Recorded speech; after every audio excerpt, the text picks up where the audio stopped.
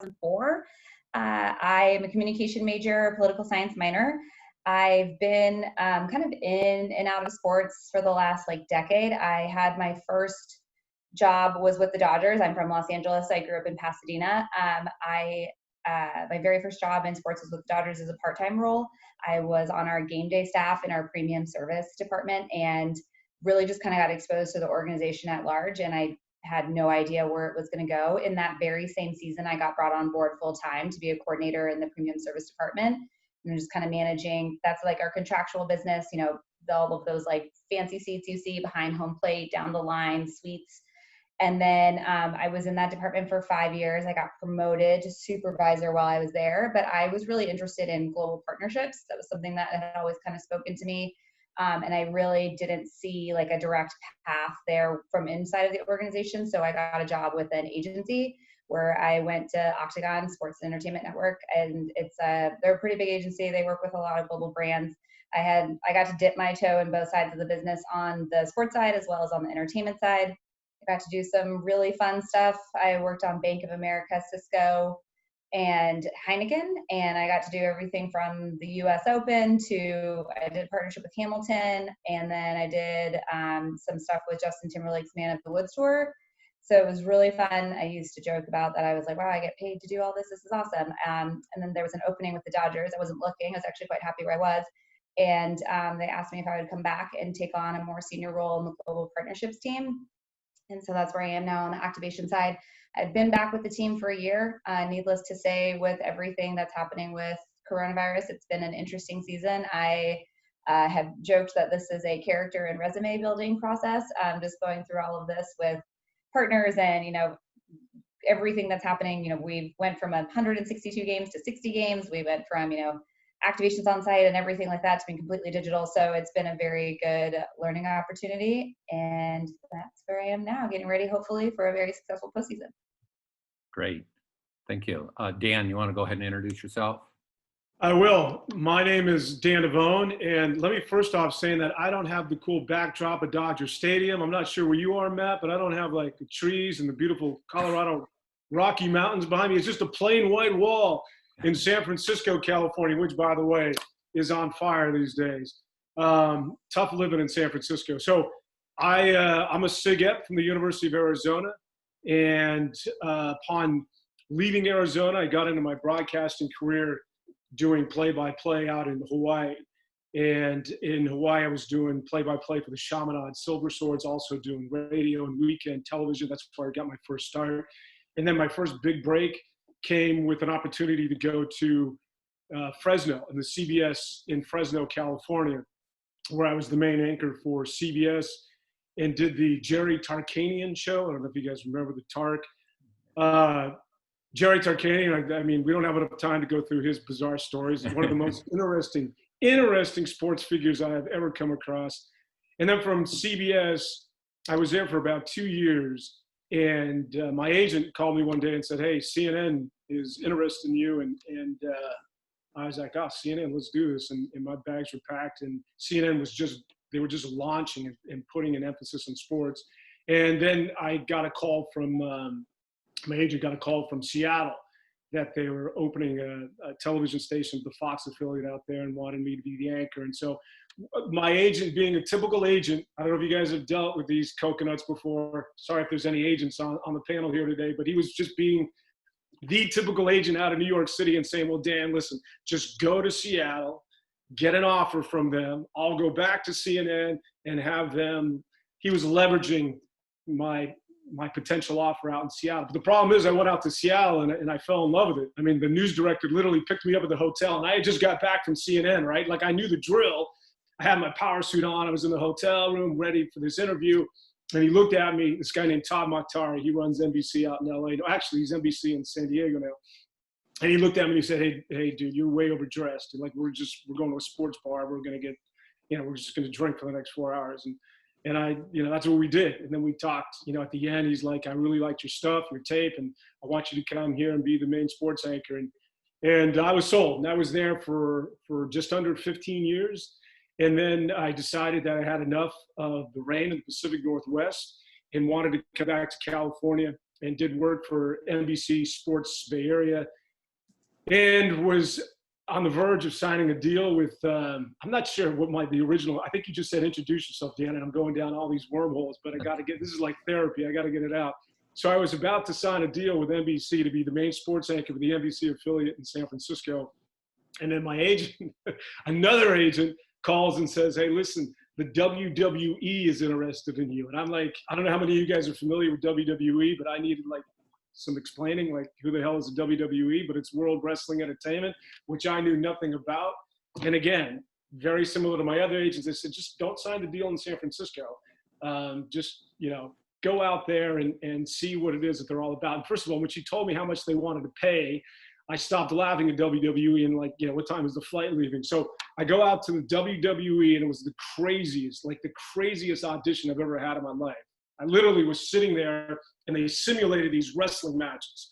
And I had this huge screen, and as if I was there, and I'm calling this action. And I felt like I'm never going to see these yo-yos again. So I just went nuts. I was like screaming because they wanted high energy. And I literally was just like, here comes John Cena on the top of the, I was going nuts. And I was just laughing to myself. And they came in after every match, and they would review my show or my match. And then they'd go back to wherever they were. I couldn't see them in the dark. I was just lit up on this huge camera. And they said, we like it, Dan. But, and I'll never forget this one guy. He said, yeah, it was great, Dan, but do you think you can get a little bit more energized? Dude, I got nothing left, man. I'm emptying the tank for you guys. Anyways, the WWE was a very, very eventful and interesting relationship, and working for Mr. Vince McMahon and company. And then recently came back to San Francisco. So happy to be on board, and whatever you guys need, let's do this. Great, thanks. Jason, you're on. All right, Dan, you're a lot more high energy than I am after the day I've had today. But I've been trapped inside for the last 5 days. I can't go anywhere. Good stuff. So my name is Jason Rowley. I actually grew up down in Tucson. To be more precise, a little bit south of Tucson, towards the Mexico border there, right outside of Nogales. So very familiar with the area. Went to South Point High School, U of A grad from '94 in political science and journalism. After law school, after undergrad, went into the military. I was in the Navy as an intelligence analyst for about 4 years, and then came back to the U of A for my law degree, graduated in 2001. I was a Fiji down at the U of A. Terrific time. Spent actually 6 months as the chapter president there, before I ended up going out to DC for a short job, and then returned back to back to Tucson and joined the Navy. But my path has been after law school, moved up here to Phoenix, got a job with a big corporate law firm, Snell and Wilmer. Did that for about 6 years as a corporate and finance attorney.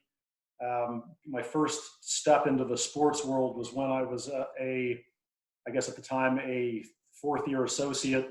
Myself and the senior partner I worked for got hired to handle the acquisition of the Phoenix Suns, Phoenix Mercury, and some ancillary properties from Jerry Colangelo to the current owner, Robert Sarver. So first step was handling that transaction. We did it in about 10 days. It was a whirlwind. We had several suitors that were also chasing that deal. And this is back in 2004.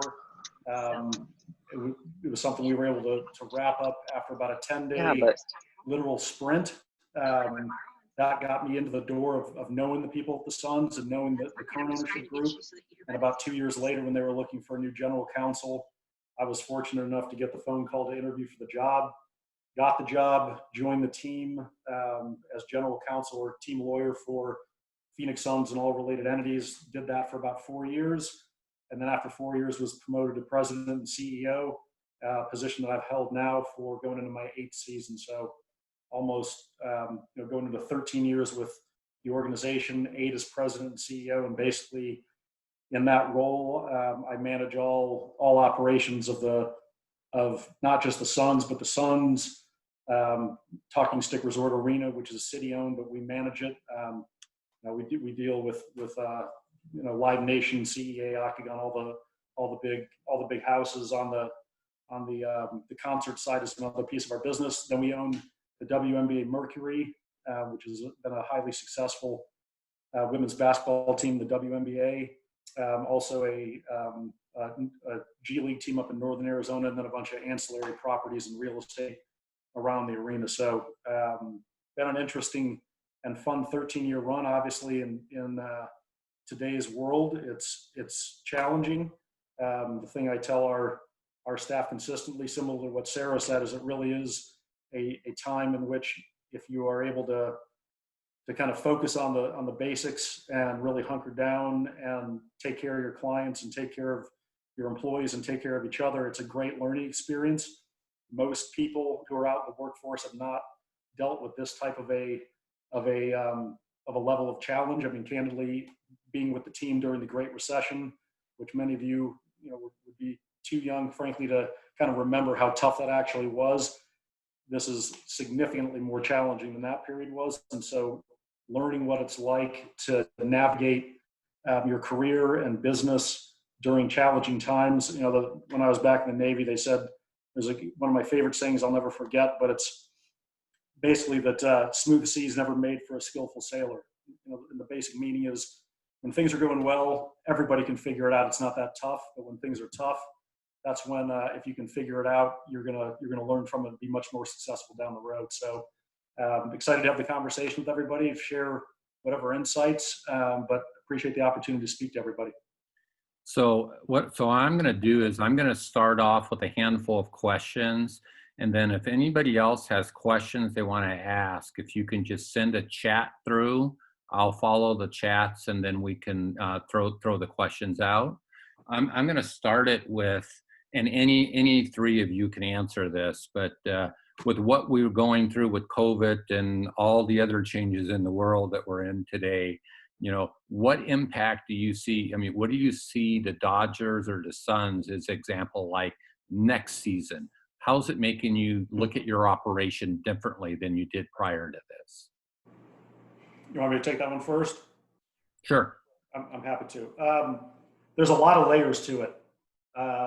There's literally trying to balance your business and look at the possibility of several different outcomes, and doing all that in a circumstance in which you don't have any clarity yet. And that's I commend baseball for the job they've done here, getting out and running out a 60-game season and figuring out how to get that done in such a short period of time. And frankly, I commend the NBA and the NHL for being able to figure things out as well.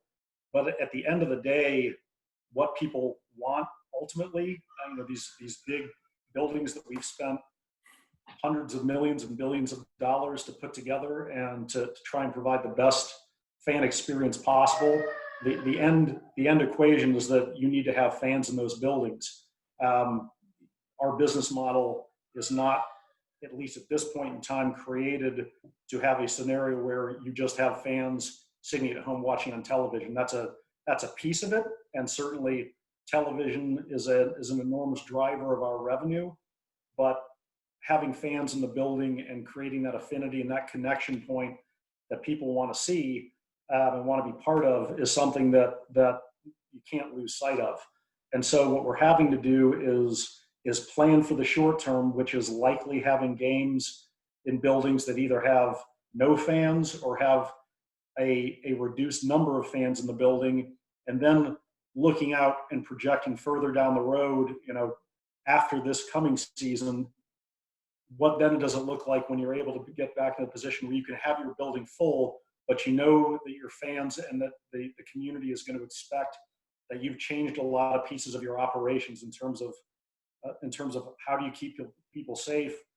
What have you done to maintain a certain level of cleanliness? What are you doing to make sure people potentially are even working with rapid testing companies to see where people could get a test done for COVID before they even come to the building 72 hours, and they can get cleared with a QRS code. There's all sorts of different possibilities that we're looking at, and having to look at them all at the same time, and then also knowing that some of them after about a year from now aren't going to matter anymore. And so prior to COVID hitting, you kind of managed your business season by season. Yeah, you looked out long term, But the reality is, where we're at right now is we're having to triage what it looks like to salvage next season, but then also look to see what we can do long term to put in place to be sustainable. And that's really the balance. And doing it at the same time where our employees right now, they're all still working from home. And our business, as just like the Dodgers, our business is based on a particular facility and having people in that facility. And so unlike, there's certain businesses where your entire workforce could work from home and it's fine and you can be just as effective. For us, there's a certain level that you need to have people in the building operating and also getting your employees comfortable with that. So there's a lot of challenges. I would tell you that, for having a truncated season and knowing that we're going to go into next season with probably limited fans in the building, or maybe even initially no fans in the building, I'm as busy as I've ever been. And at the same time, have been very proud of how our employees have stepped up and even how our fans and the community have shown a lot of support for us. So, it's a tough time. It's been a tough year, but I've also seen a lot of good come out of that, and a lot of examples of people coming together, and with the social justice movement as well, has created an additional layer and an additional complication, but at the same time, I think has created opportunities for positive discussions. And so in any negative situation, you can always find positive things to come out of it. And that's what, we really try and focus on and build on, rather than just focus on the negative. Because if you do that, pretty soon you could find yourself pretty depressed. Okay, good. Anything to add, Sarah, or did he pretty much hit on it? Yeah, Jason really covered the gamut there. The only thing I would add, and this is maybe more from a tactical day-to-day on the servicing side for someone like myself, is that really just kind of hones in on how important your relationships are with your partners, right? Absolutely. And that knowing that you're listen, we're all in this really awful situation. We're doing the best we can to make the best out of what we have. Nothing's going to be perfect, but we're going to work so hard to get as close to making you as whole as possible. And I think that's something that I've really kind of been proud of our team for. Not only it's a grind. I think Jason really hit it. It's every day, it's something new. We still don't know where our postseason is going to be held, what that looks like. It's 2 weeks away, every day, and we're getting questions about it. So it's a little bit of a grind, but I will say it's been an eye-opening experience. I'm really grateful. I think that the one thing I'm really proud of our team for is just we've challenged ourselves and the organization to just do better, right? And I think that comes across in everything that we're putting out, whether it be with social justice initiatives, whether it be with every team had different opportunities for signage. And I'm not saying this just because I work for the Dodgers, but I'm dang, that looks really good. And I know that's something that people don't get that excited about for other teams. And it wasn't a big, we put a lot of money into it, and we like how our stadium looks. And even without fans, we're super proud of the product on the field and what the stadium looks like. We underwent a major $100 million renovation that hasn't seen fans. And so I think we found really cool ways to bring that to fans. And when we can have fans in the stands, Jason touched on all of that about how are we doing better with regards to safety? How are we doing better with regards to contactless payment? All of those things and things that we're going through.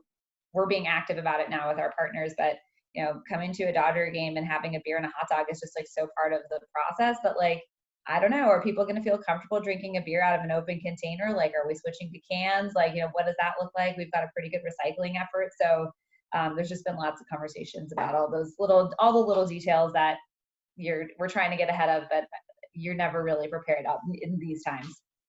Great. Dan, I'm going to actually go to the next question and have you start with it, and then either Jason or Sarah can respond. In today's world, the students that are looking to network, how do they effectively network in this virtual way? And then also, how do they market their fraternity or sorority experience in a way that the companies see it as a positive? Well, I think that my experience via SIGEP and being in a fraternity is that it creates a unique bond. And I think that I can recall there's a guy by the name of Dan Hicks. He was older than me, but he's now with NBC Sports.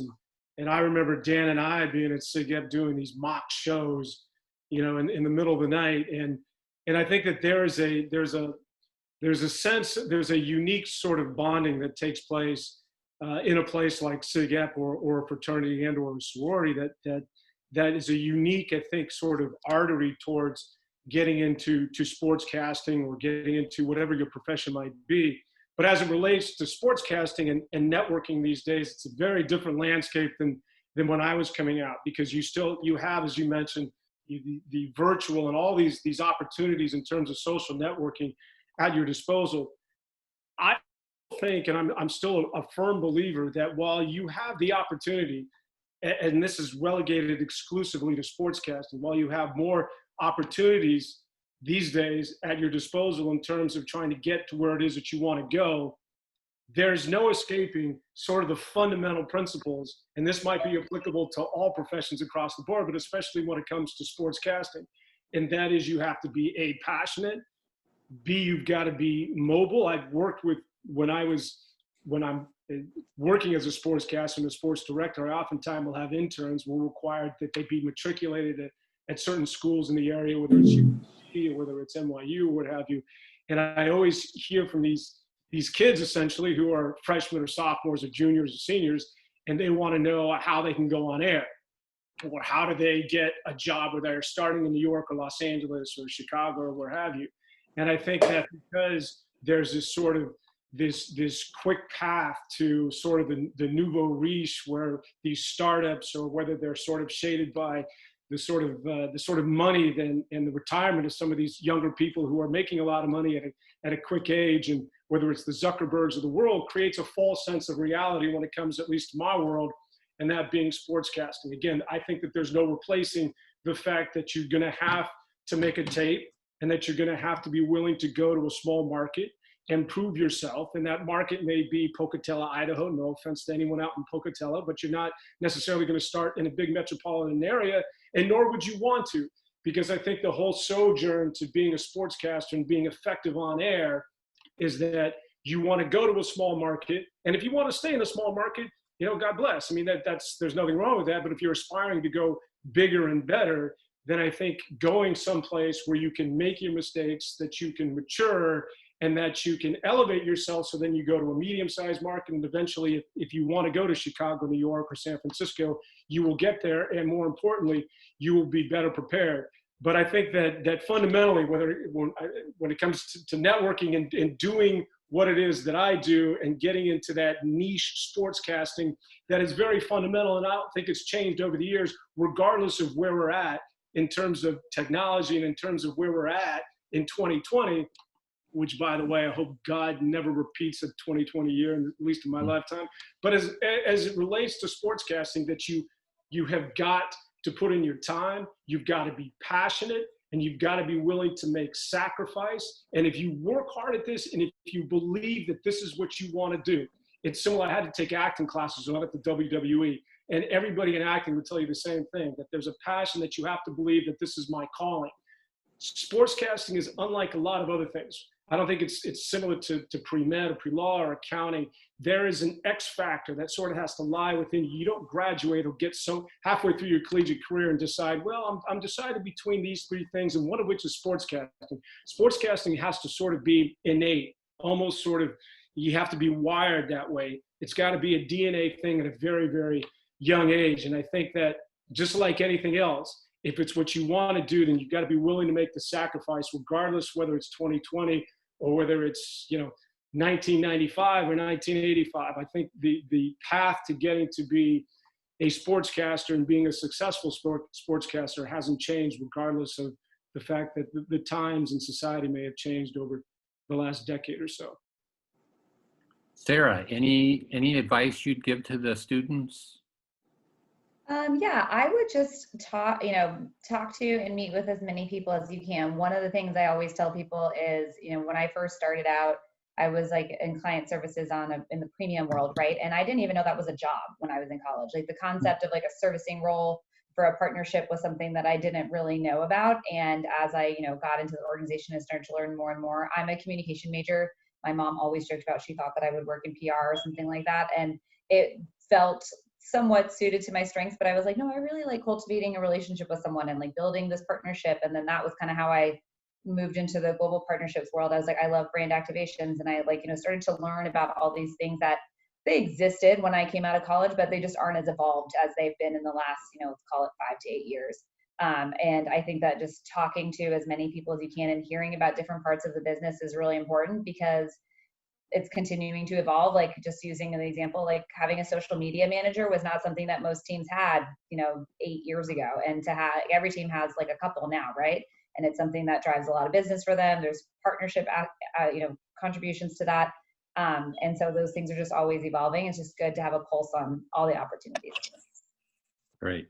Jason, anything you'd want to add there? Yeah, I think in a lot of ways Dan nailed it relative to the passion and the hard work, being willing to put in the time. If we're talking about networking in a virtual world, the one point I'd like to make is that, yeah, there's opportunities in the virtual world, and there's a lot of tools at your disposal, but you got to remember that those tools are they're at everybody's disposal. So as an example, if you're looking to get involved or get your foot in the door with a sports team or with a brand or with an agency, or if you're looking to get your foot in the door in a smaller market as a sportscaster starting out your career, you send off a LinkedIn connection or connection on Twitter. Guess what? I mean, I get, not to sound, don't take this the wrong way, I get 60 of those a day. And so there's a lot of clutter out there. And in my view, the best thing you can do is to almost kind of go a little bit old school in your approach to things. That you gotta, even in today's world, I mean, I know with the COVID and all that, it's, and social distancing, it's harder to get in front of people, but you got to find opportunities to actually meet people face to face. Look for opportunities where there might be somebody who's leading an organization or who is leading a department of an organization that you're interested in is going to speak. Go there, go to that event, and go up and introduce yourself in person, because I can tell you what, that makes a much more of an impact on somebody who's a decision maker than it does just getting a LinkedIn request that is easily ignored and gets piled up with 1,000 other LinkedIn requests you have that you haven't accepted. So it's much more about being aggressive and looking at those opportunities to actually interact with people face to face, so they can get a sense of who you are, they can get a sense of the passion you have for a particular role. And frankly, it's a lot harder for somebody like me to say no to setting up a meeting with somebody when they're right in front of your face, asking for you to look at their resume or asking to have 15 minutes of your time. It's just human nature. So I think that although all the tools out there in the virtual world are definitely helpful for you from a research standpoint, and you should certainly utilize those things to narrow your focus, in terms of actually landing something, that person-to-person interaction is still extremely important. Great. So if anybody has follow-up questions, again, you can add them into the chat. Otherwise, I'll just ask a couple other questions and then let us kind of go a little bit to a summary. I'm curious as to what your all thoughts are related. Fraternity sorority is not a great name brand right now in the world we are today, unless you actually went through that experience and understand the value of it. I get questions a lot from the students asking, do I put the fraternity or sorority experience on my resume on LinkedIn, or do I leave it off? What's all your three thoughts on that? I would put it in, but that's just me. And I know that you may put yourself in a box, which you never want to do. Again, this is just, this can't be across the board for everybody, because I know that everybody wants to have mass appeal.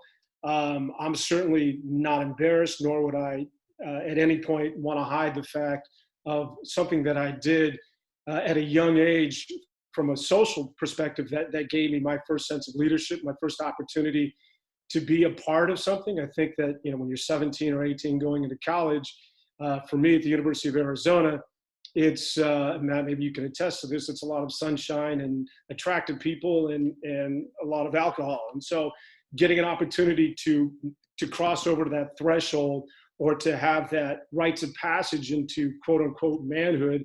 And not to over embellish this, I think that the opportunity that was provided for me via the fraternal system and through SIGEP, again, on a personal note, provided a pathway to where there was a lot of growing up. And then upon graduation, I recognized that there was a lot more I wanted to do with my life than when I first entered a fraternity. And so it's not something that I would ever certainly hide from. And I think I would want people to know where it was that I was able to make that transition in life. Although I completely understand, I think that a lot of people have perceptions, as they do about a lot of things. But when you see a fraternity and or a sorority, I think that quickly it'll trigger certain things with certain people. And so again, this is just a sort of a personal rant that my experience, I can speak only for me, was something that is something that I have fond remembrances of, and something that I'll never, that I'm always willing to share and talk about openly. Great. What about you, Sara?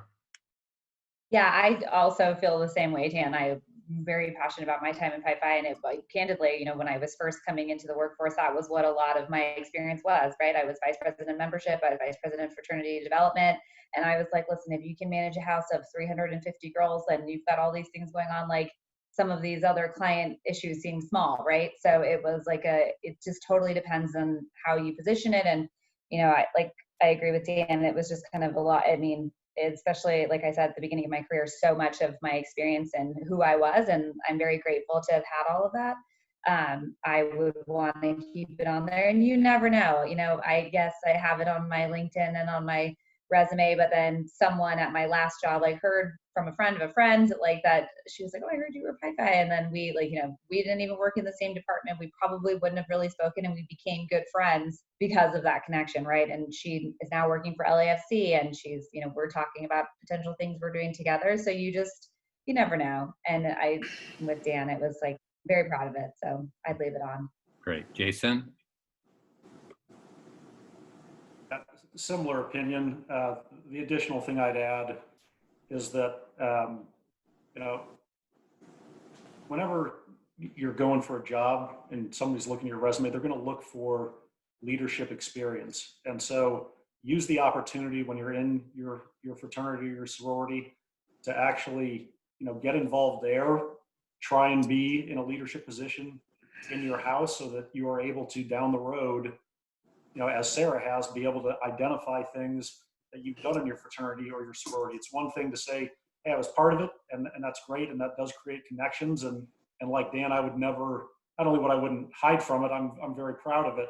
And I think there's the generational piece to it as well. A lot of people who are decision makers in organizations in today's world still are going to have fond memories of their time in fraternities and sororities. And yeah, there are some perception issues that have come up over maybe the last decade or so.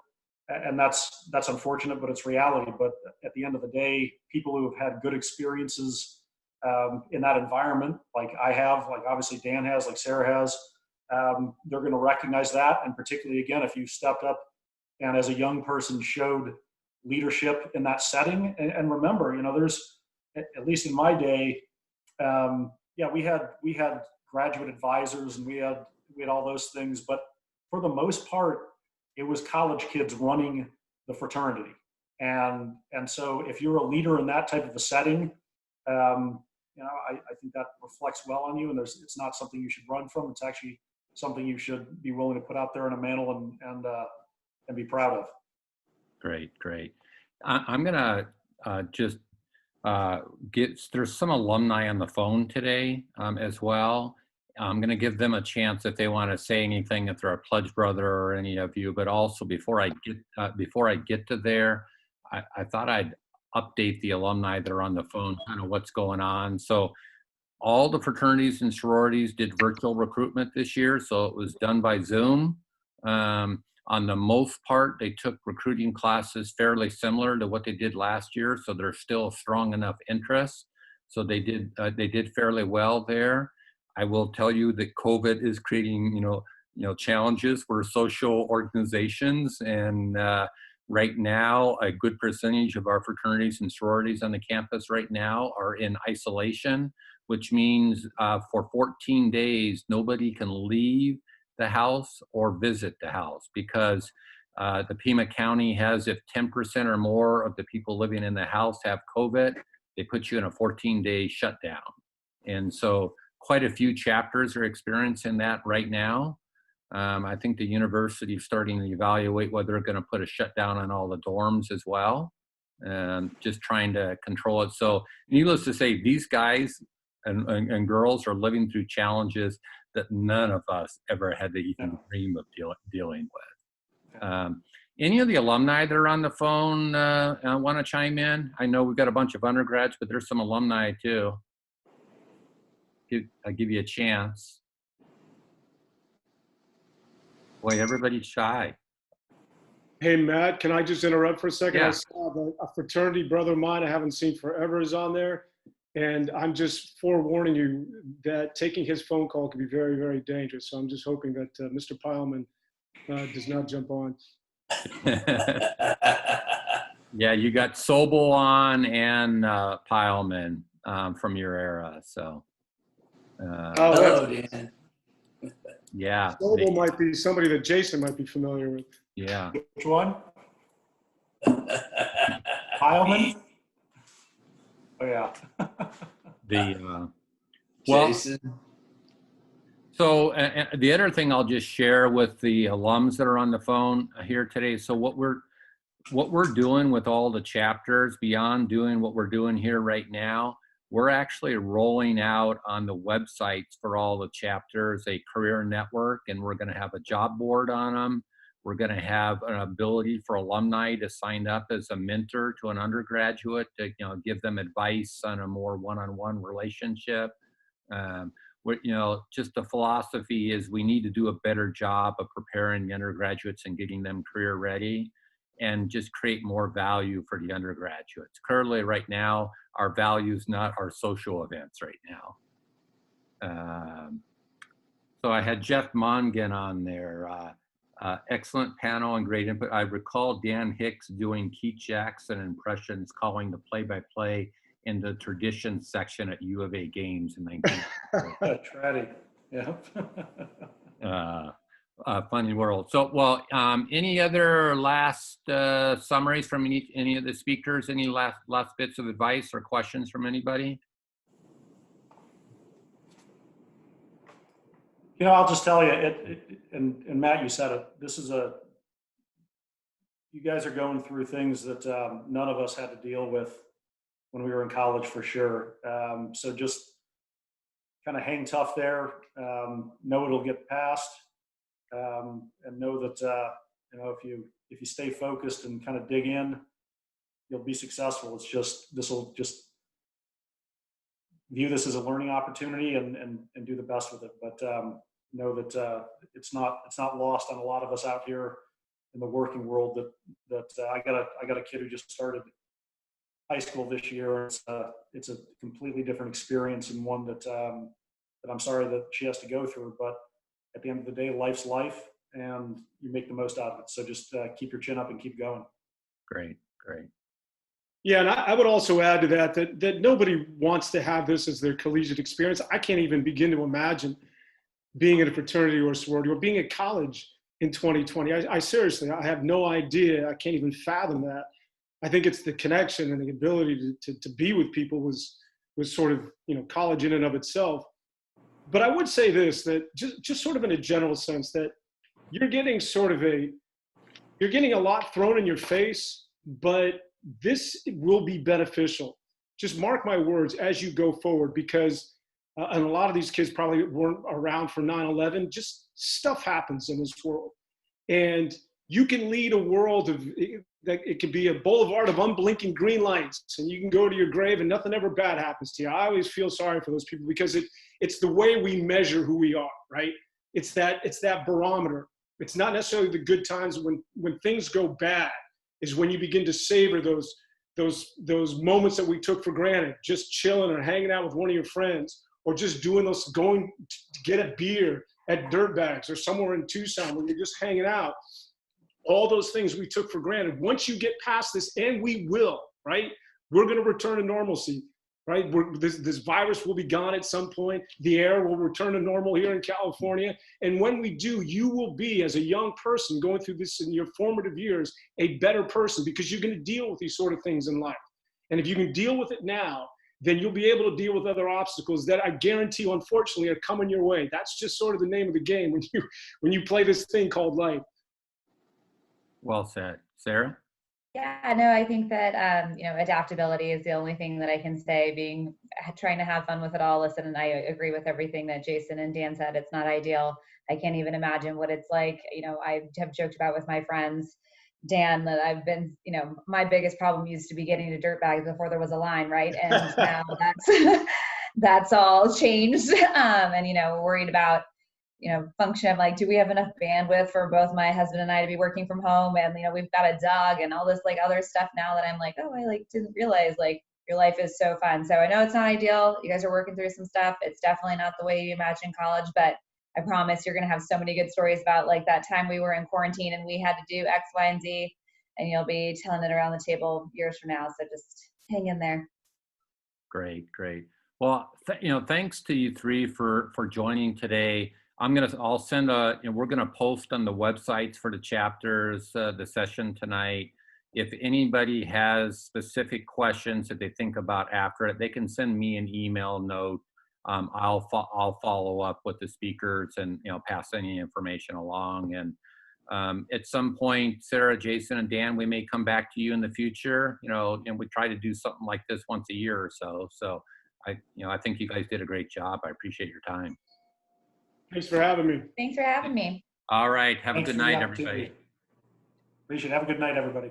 Bye. Bye, everyone.